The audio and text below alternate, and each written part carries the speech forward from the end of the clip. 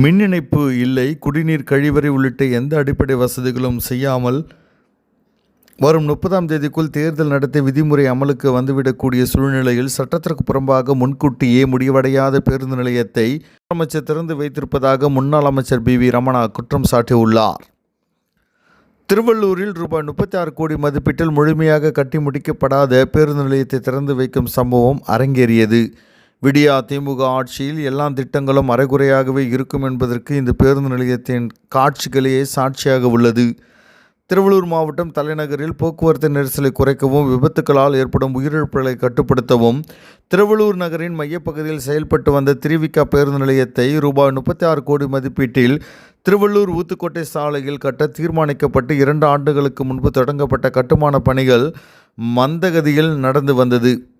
இந்த நிலையில் தற்போது தேர்தல் தேதி அறிவிக்கப்பட உள்ளதால் அவசர கதியில் பணிகள் முழுவதுமாக பூர்த்தி அடையாத நிலையில் அறகுறையாக உள்ள பேருந்து நிலையத்தை முதலமைச்சர் காணொலி காட்சி வாயிலாக திறந்து வைப்பார் என்ற தகவலுக்கு அதிமுக பொதுச் செயலாளர் முன்னாள் முதலமைச்சர் எடப்பாடி கே. பழனிசாமி கண்டனம் தெரிவித்து அறிக்கை வெளியிட்டார்.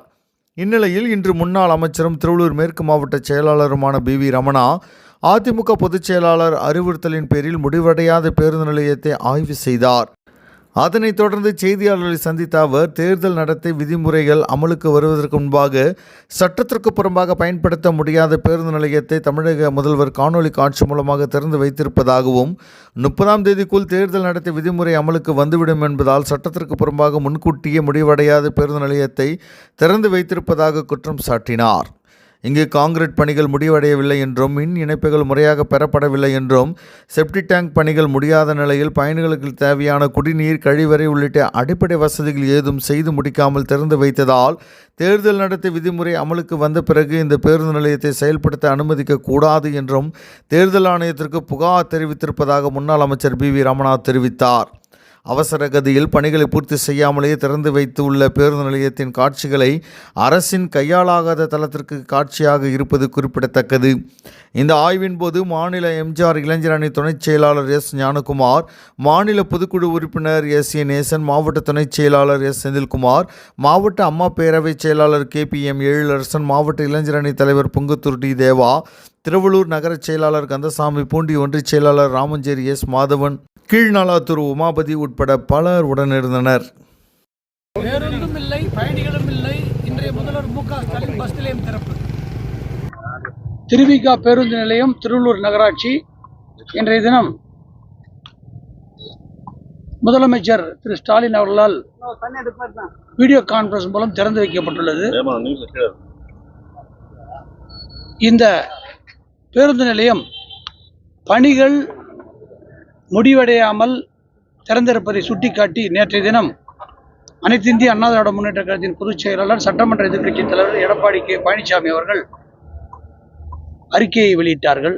அதையும் மீறி இன்றைய தினம் 10:30 மணிக்கு தேர்தல் நடத்தை விதிமுறைகள் அமலுக்கு வருவதற்கு முன்பாக சட்டத்திற்கு புறம்பாக இந்த பயன்படுத்த முடியாத பேருந்து நிலையத்தை திறந்து வைத்திருக்கிறார்கள்.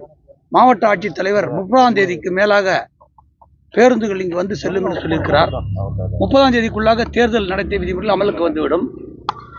அதை பைபாஸ் செய்ய வேண்டும் என்ற எண்ணத்தில் இந்த பேருந்து நிலையத்தை இன்றைய தினம் முன்கூட்டியே முடிவடையாமல் திறந்திருக்கிறார்கள். இது மிகப்பெரிய சட்டவிரோதம், மக்களுக்கு மிகப்பெரிய அளவில் பிரச்சனை உருவாக்கக்கூடிய பேருந்து நிலையமாக இருக்கிறது. நீங்கள் அனைவரும் பத்திரிகை ஊடக நண்பர்கள், நீங்கள் அனைவரும் சென்று பார்த்திருக்கிறீர்கள்.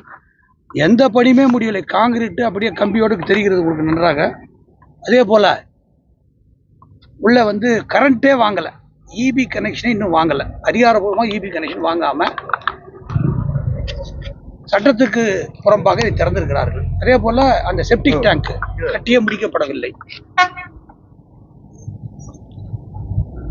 பயணிகள் செல்வதற்கு அடிப்படை வசதிகள், குடிநீர்,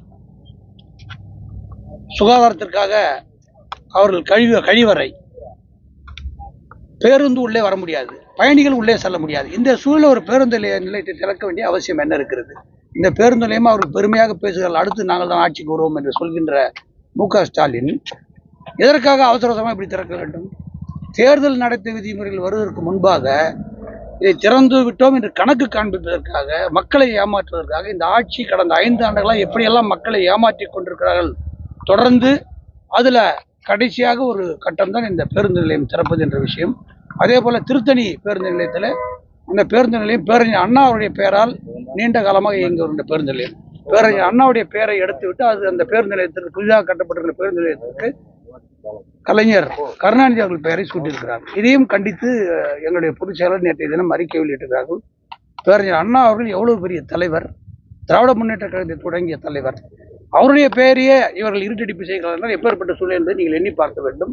இந்த பேருந்து நிலையம் தேர்தல் நடத்தை விதிமுறைகள் அமலுக்கு வந்தவுடன் மக்கள் பயன்பாட்டிற்கு பயன்படுத்தக்கூடாது என்பது எங்களுடைய கோரிக்கை.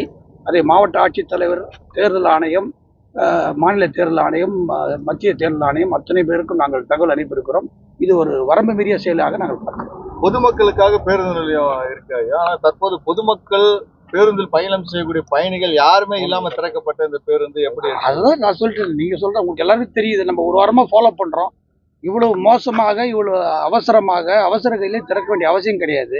பணிகள் முடிந்திருந்தா திறந்திருக்கலாம். பணிகள் முடியலன்னும் போது ஒரு மக்கள் வரணும், பஸ் வரணும், கழிவறை இருக்கணும், குடிநீர் இருக்கணும், கரண்ட் இருக்கணும். கரண்ட்டே வாங்கலை இன்னும். இபி மீட்டருக்கா நீங்கள் போய் பாருங்க. உள்ள இபி கரண்ட் வாங்கியிருக்காலும் கேளுங்க. பத்திரிக்காரன் நீங்கள் தான் போய் கேட்கணும். இபி கரண்ட் வாங்க எப்படிங்க திறக்குதுன்னு கேளுங்க. குடி தண்ணீர் சுத்தமாக கிடையவே கிடையாது. அந்த பாத்ரூம் டாய்லெட் வசதி கிடையாது. இதெல்லாம் எதுவுமே இல்லாமல் இந்த பஸ் உள்ளே வர்றது காங்கிரீட்டே முடிக்கப்படவில்லை. காம்பவுண்டு சவுறு போடப்படலை. அது இரும்பு ஷீட்டு போட்டு மறைச்சி திறக்கிறாங்க. இது ஏதாவது ஒரு வேலை முடியல, சின்ன வேலை, ஃபைனல் டச்சு, ஒரு நாள் 2 நாள் முடியுதான். க்யூரிங் ஆகலை. காங்கிரீட் போட்ட காங்கிரீட் இதெல்லாம் முடிப்பதற்கு குறைந்தது 30 நாள் ஆகும். அதுக்கு முன்பாக அவசர கையிலே திறந்திருக்கிறார்கள். இந்த ஆட்சியின் அவலட்சணம் தான் இந்த பஸ் ஸ்டாண்டு திறப்புடைய விஷயமாக நாங்கள் பார்க்கிறோம்.